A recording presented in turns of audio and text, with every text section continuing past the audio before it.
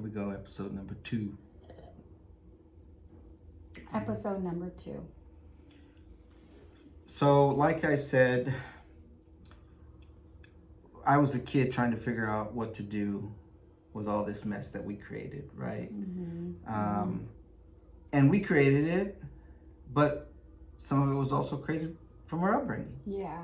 Right? So, let's jump back a little bit into our upbringing, just a little bit. Okay. And then we'll keep going forward and share some more stories with you guys. So that sounds good. That sounds good. Let's do it. So, okay, you want me to? I'll start. Okay. You know, I think for me, being in church kid, preacher's kid, it all looks good. And it was good. Mm-hmm. It was good. I have no complaints. But as I've gotten older, I've come to find that obviously how my parents were and the things they did have come into play in my life and what I've done and even how we've raised our kids and things like that. So a couple things that I remember just from my dad were that there was a lot of respect, but there was no fear.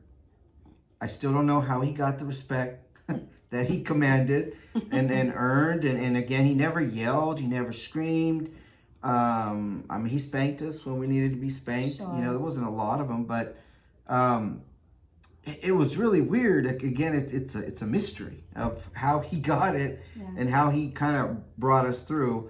But there was also the side of my dad whose reactions were a little different. I remember one day I decided to follow him outside, and at night he went to get his briefcase, and I thought it'd be a good idea to follow him and scare him. And come to find out that wasn't a very good idea. But I hid behind a car, and he went around to the other car, and he was coming back. And when he walked by the front of the car, I was hiding right there, and I jumped out, you know, and I yelled and screamed to scare him. And the next thing I know, I had his big old fist right in front of my face, and he was looking dead at me in the eyes, and his fist stopped like right here. He almost hit you. Yeah, my dad had these giant hands and knuckles, and I was just like so scared out of my mind. It was supposed to be the other way around, but that didn't happen. And it's funny, but when I think back, I'm like, who acts like that? Yeah. My grandkids and my kids scare me every other day. Yes. Just, you know, I'm walking into the house or they do something. So some of those reactions that were really strange as I think about them now, because there's a lot of history in that with him. Right. Not with us, but with him. And I remember another time when I was already older, late teenager, and me and my brother were at a park with my dad and mom. We were having lunch, and this homeless guy came up and said, "Hey, you know, got a couple bucks?" And we're always ready to give help somebody out. And I remember my dad giving him money, and then when he was right about to hand it over, the guy started complaining, like, "Oh, is that all you're gonna give me, or something?" Oh man. And that was, man, I don't know. Yeah, I can say I've never seen my dad. I've seen him react a few other times, but I seen his neck just, I mean, he didn't let go of the dollar. He started telling the guy, "Why don't you just get out of my face right now?" And my dad's neck veins busted out, and he just switched to a whole nother person. And this is in the middle of him being a minister, having a prison ministry, having a brokerage for real estate, doing all these things and helping people. But it was a reaction that was pulled out of him. And I think the scariest thing, because I wasn't really scared of the guy, but my mom rushed in to like grab him and hold him. And as I think about it now, I'm like, the only reason she did that is because she knew how he was. Yeah. And she'd seen this stuff before, years, I mean, when he wasn't safe, right? And again, it's just kind of like, wow, like, I don't know. It just, in my mind, my dad was ready to just go for brokes right then and there over the disrespect that this man had shown him. And we didn't even know the guy. You know, there was nothing there. But anyways, I only share those stories because those things, I was never a violent person or anything like that. But in some of those reactions, I see later in my life that I reacted certain ways. And I don't know why I reacted that way. But when I really think about it, it comes from there. Yeah. It comes from how I seen my dad and some of the things that he done. And he was a good man, but certain things throughout my life that now I see as a play into our lives. Sure. Our relationship when we were young and our relationship the last 30 years. So, again, I have no complaints on being raised by my parents, but there were little things just as I get older that you start to see, and how what they did affect what we do. Yeah. Right? Yeah. I mean, he's acting like that because of what he's gone through in his life. I mean, maybe he had to defend himself a whole lot, because Probably. maybe things happened to him by choice, by his decisions that he's made, or some not. And it's just he seemed to have a guard, a guard and ready in case. But we don't know. We don't know how he grew up. Yeah. I don't know. You may know a little bit more, but we do act upon what we see in our homes. We bring that into our home. Not all things, but I think some things, and I don't even think we do that purposefully. Yeah. I know with me, a lot of times I feel I am not going to do what I saw. I mean, I saw a lot of things that were not good. There was good in the middle of the bad, but as a kid, that's what you remember. You really remember the how hard it was, or how bad it was, or what taken place. Later in life, hopefully, you can start remembering some good. Yeah. And like I did, I was like, oh, I do remember these trips that my mom did take us on, or the time we made tortillas together, or laugh and joke later in life. But yeah, so you did bring a little bit of that in, and I think when your mom's remembered how he could be, but also how he probably was still that day, because like I shared with you, like if I didn't have God in my life, if I didn't have a relationship with Jesus, I'm a bad person. Like I know me, and I know my flesh and what it can desire or want to react to, or the anger or the bitterness that I can carry without him. And it's only because of God that I'm walking, and it is a daily decision on forgiving, or I'm not going to walk in bitterness anymore. But with Jesus, he's the only way that I can do that with. Yeah. So give us a little bit more of your upbringing, just a few more things of what you remember that you think had play into as you got older in our relationship, and then also into our marriage. Okay, well, I never seen a wifely role. I never seen my mom be a wife. I've seen her be a girlfriend or friend, but never seen a wife. So a wifely it was just never modeled for me on how to be a wife.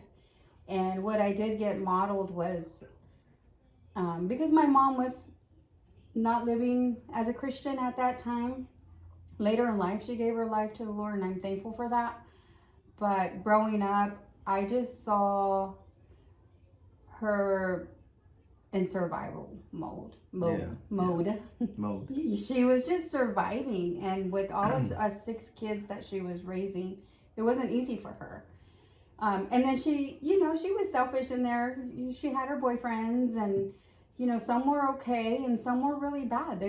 She was in abusive relationships where we really saw her get beat up, by men. And we saw the hurt and pain that they've caused her. Therefore, it affected us. So I think, and after a while, she wasn't going to put up with that anymore. And she became violent, and protective of herself and of us from these men. And it wasn't a good sight. It's not a good memory to remember. And but I did see a lot of violence in my home, partying, here and there. because that's just the kind of life that she was living at that time. So I think when I married you, it affected us because I didn't know how to be a wife, and I wanted you to do everything for me because I thought you were perfect. And I said, you know what, you're gonna be such a awesome husband, and I can act any way that I want, and you're just gonna be there for me, you know, through my moods, through my changes, through my anger, frustration. Because surprise.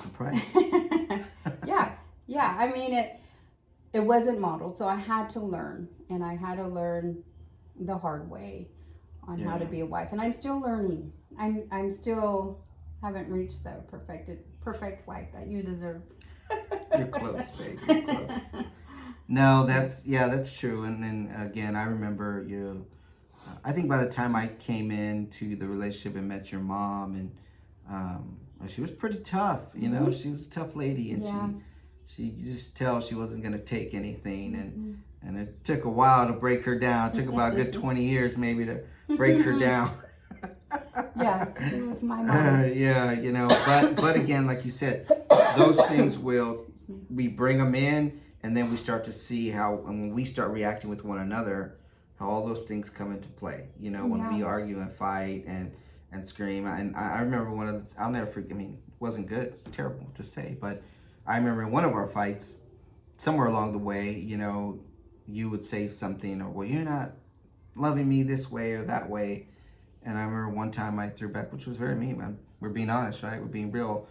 I remember telling you, like, well, what do you know? What do you know about how love is supposed to be? Yeah. It's terrible. It's yeah, terrible you really hurt me. You said, how would you know what love is if you've never been shown? Yeah. You said something to that effect. Yeah. Like, how do you know what love is? You know? Yeah, and it was rude and mean to say. Yeah. And we're both just, you know, letting each other have it. Yeah. In those moments.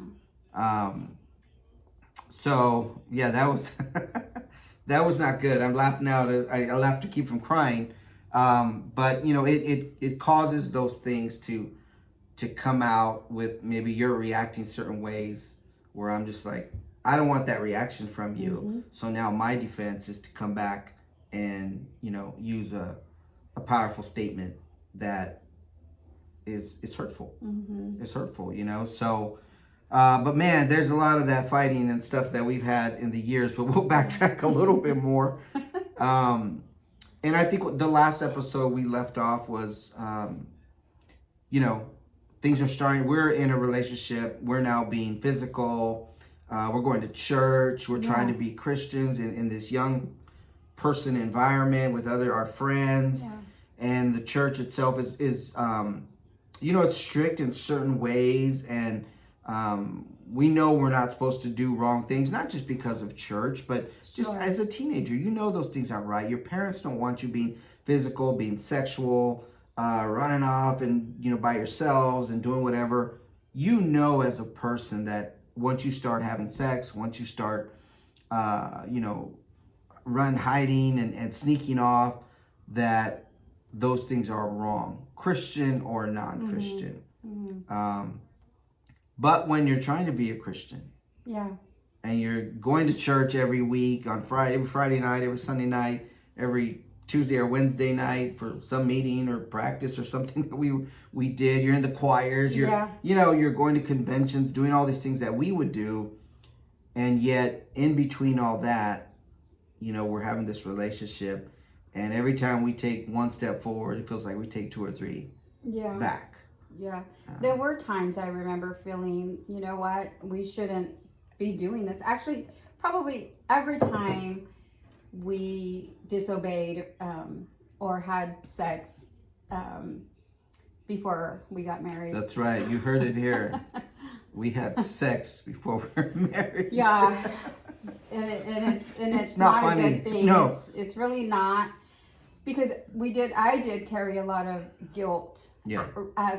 As soon as we were done, it was just guilt and guilt like, and oh shame my God, and crying out to the Lord and feeling like I was truly repenting before. I'm never going to do that again. God, forgive me. again happened, you know. Yeah. So it was a lot of emotions, just really like, why do we keep messing up in this way, you know? Yeah, you go through those teenage years when you're in a relationship, like we were, not everybody, but like we were, and you waste so much time and you feel all the shame and the guilt, and you never truly experience a complete happiness when it should be. That should be the time when, like I told you, I wish I could capture some of those moments when we first met, when we were 15 and 14. It was all brand new, and you know, nothing was done, and we would just go to, you know, with our friends and hang out and or go to church or do, you know, out to eat, whatever we were doing, with everybody else, and just having that kind of puppy love, you know, experience. But unfortunately, you know, we threw that away. And I think you said something last time, was like, you know, God did know what he was talking about. Of course he knows what he's talking about when he says save sex for marriage, you know. A lot of people think that he's saying that to be mean, or like, that's not fair. He's unfair for doing that, because he created sex and it's a beautiful thing. But he does tell us to wait till after marriage. Yeah. And when we don't, he doesn't leave us. He doesn't, you know, get mad at us. But what it does to us, he knew that. So that's what, like, he knows what he was talking about when he said that, you know, and it's true. I mean, right after that happened, our relationship switched. It changed. Changes, Yeah, it changed from the fun, you know, thing that you're saying that we wish that we could recapture. It changed to a whole different relationship, and it wasn't fun anymore. Yeah. You know, but we were already in it.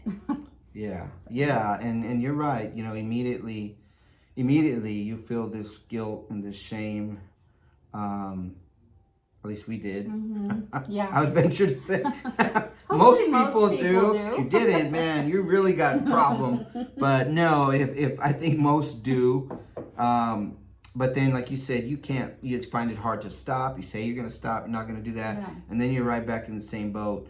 There's a term for that type of a sin. I can't remember what it is right now, but it's a kind of it's that one that you always failed at. You know, that one sin that just like, God, I keep screwing up and I say I'm never going to do it again, but here I am.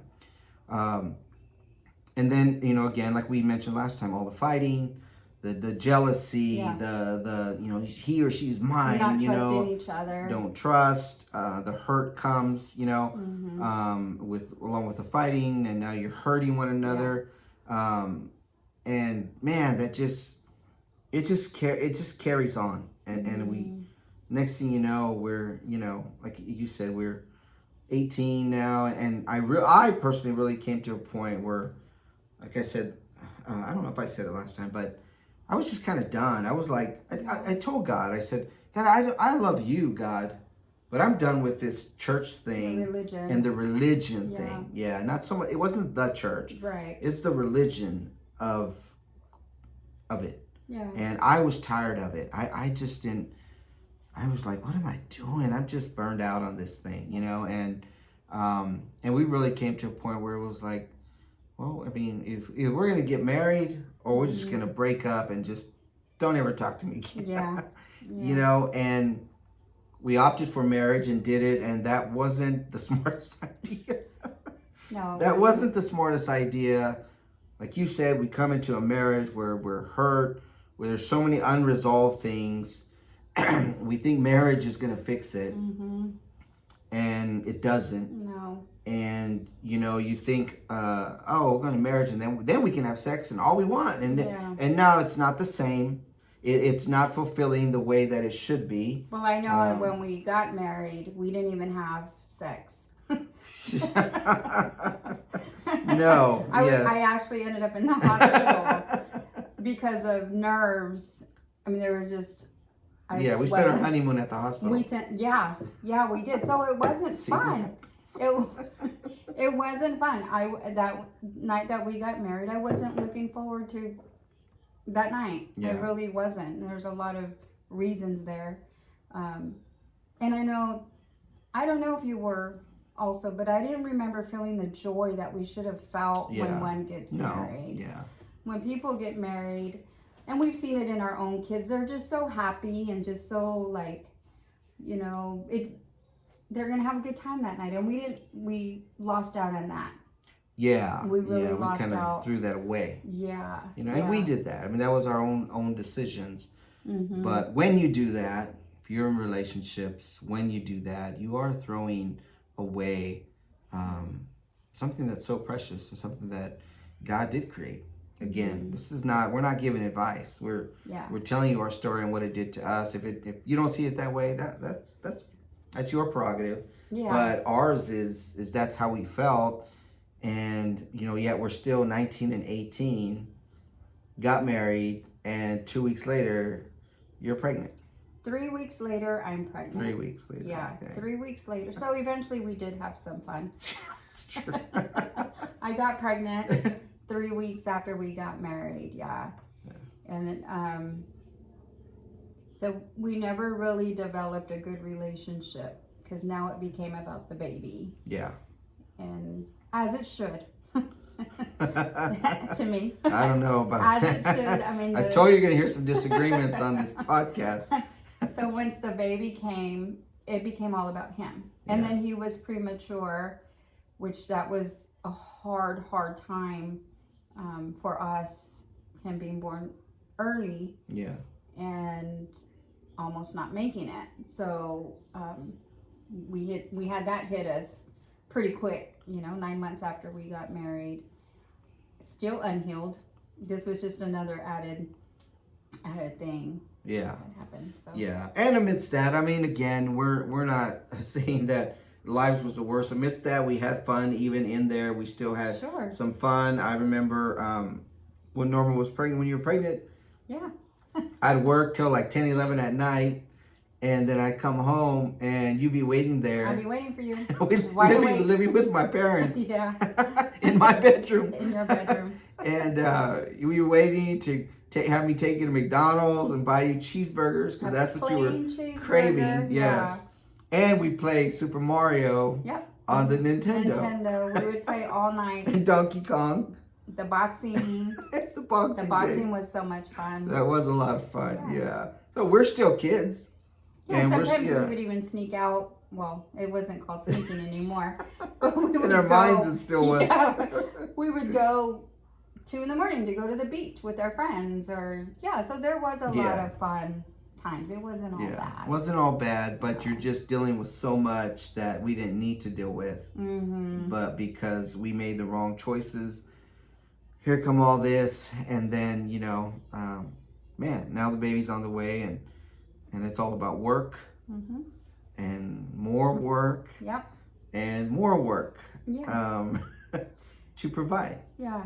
Right. Mm-hmm. So I don't know. That's there again. We're covering a lot of stuff and going real quick, but that's kind of where we ended up. Getting married young. Having that crazy, honeymoon night, which wasn't very good. No. Getting pregnant right away.